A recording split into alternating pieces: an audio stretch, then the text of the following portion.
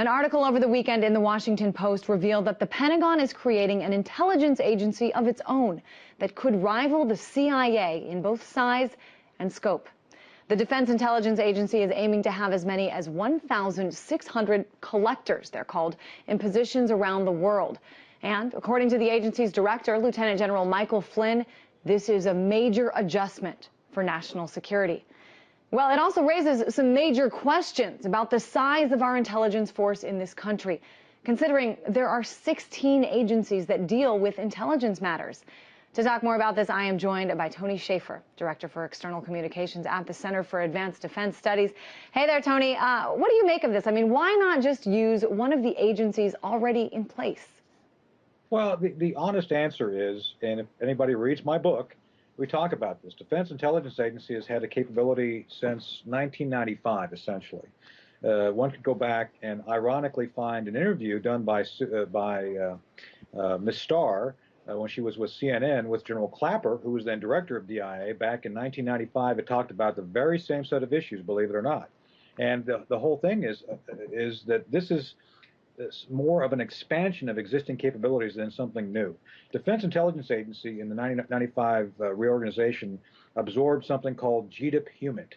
That's General Intelligence Fund HUMINT, which basically was a consolidation.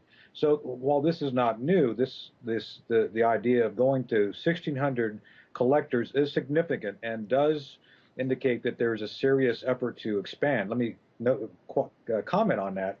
I think it's insane that they're saying anything publicly about this. This is truly something that should only be talked about at classified level. So the fact that this hit the New York Times is bad. Yeah, the Washington Post. I mean, one of the criticisms, though, and perhaps someone on the inside felt the same, but it's that this program, that because the DIA falls under the military umbrella, there are different, congressional notification requirements than the CIA. So much of what could be done without oversight. I mean, what do you think about these criticisms?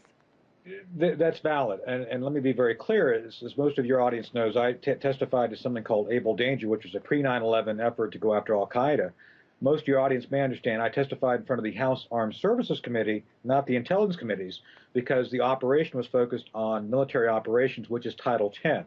Title 10 are those capabilities, those laws, which govern military operations. And that's separate and distinct from intelligence collection.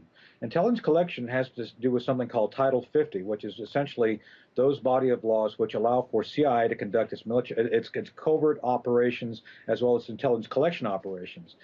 Theoretically, anything done to collect intelligence should be done under Title 50 and under specific congressional oversight.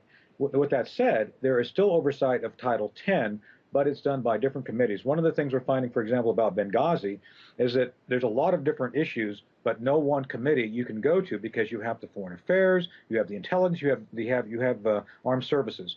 And that's part of the problem here is that there may be a perception that there may be an attempt to bypass certain oversight by going and building this within the Department of Defense versus within CIA. Yeah, certainly when we saw General Petraeus here on the Hill a couple weeks ago, those hearings were closed doors, but it was he was testifying before several different committees.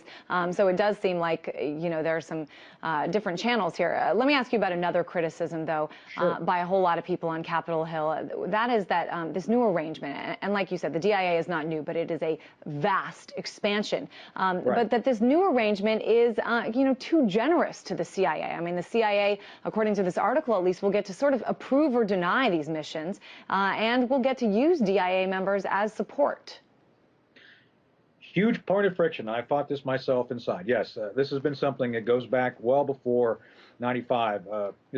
Basically, the director of CIA is also called the Director of Central Intelligence, the DCI. And I was just meeting with Jim Woolsey the other night, former Director of Central Intelligence, and Jim worked under President Clinton as Director of Central Intelligence / Director of CIA. It's a dual hat sort of thing. And because there is a need to deconflict, generally speaking, every operation must be coordinated within the Director of Central Intelligence. That is basically a common sense thing to do. With that said, there's inherently friction between CIA and DIA. And as the article stipulates, and I can, we talk about this a bit in my book, Operation Dark Heart, everybody, to include DOD case officers, are trained by CIA. With that said, the similarity ends there. The DOD missions are completely different. often CIA will take things from DIA if they like it. One of the notable things about Able Danger, which was the pre-9/11 effort, is that CIA did things to undermine the Special Operations Command efforts to go after bin Laden. That was something that I testified to. So with that said, there's always friction, and I don't see it getting any better with the current set of laws or with this expansion, because obviously there's still going to be issues of who's in charge. Well, that's what I was going to ask you. This friction between the DIA and the CIA. As we know, right. for years there's been friction between the CIA and the FBI on matters. Right. So I mean, you think that this is just going to sort of make matters worse by having yet another agency sort of not quite, but sort of competing with the CIA? Well, competition is a tough term. DoD has its own missions, and those do often get in conflict with CIA. CIA sees itself, and I'll be very very kind to my friends. We call them the Klingons because they are in Star Trek lore. They're kind of like the Klingons, are part of the Federation, but they do their own thing, much like So they often do their own thing, and they aren't necessarily in sync with DoD. So we take great exception. And again, for your audience to understand, my book Operation Operation Darkheart was going to be done without CIA's knowledge. We were just going to do it and do it under DoD's authority. So again, this is not the first time, won't be the last time that there's conflict. And frankly, as a DoD case officer, we have done a number of things to work around them. And again, partnering with the FBI has been one of those options as well. Well, it's interesting, too, when we talk about these two factions. I mean, this has already been approved, though, by Secretary of Defense Leon Panetta, as well as former CIA Director David Petraeus. Let's not forget, Leon Panetta used to be the director of the CIA. Right. I mean, do you think that this fostered sort of a greater desire to carry over his old tricks, so to speak, to his new position? I don't know. I think there's been talk from again from '95 of actually consolidating everything into a single service, especially calling it the National Clandestine Service. For obvious reasons, because of the duality of law, because of Title 10 versus Title 50. DoD's never signed up to that. DoD always feels there's things that DoD must do on its own. Let's remember also, NSA, National Security Agency, is a DoD organization. We also work very closely with NSA, as does CIA, but again, it's different.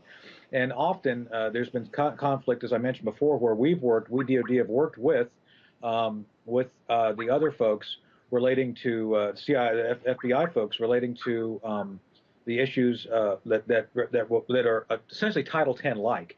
And so there's always going to be conflict until people can actually work out the differences and find a way to actually cooperate. Cooperation is never an easy thing to do.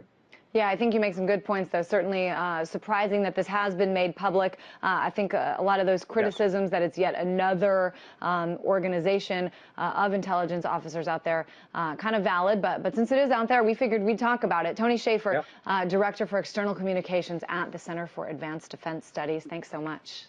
Thank you for having me.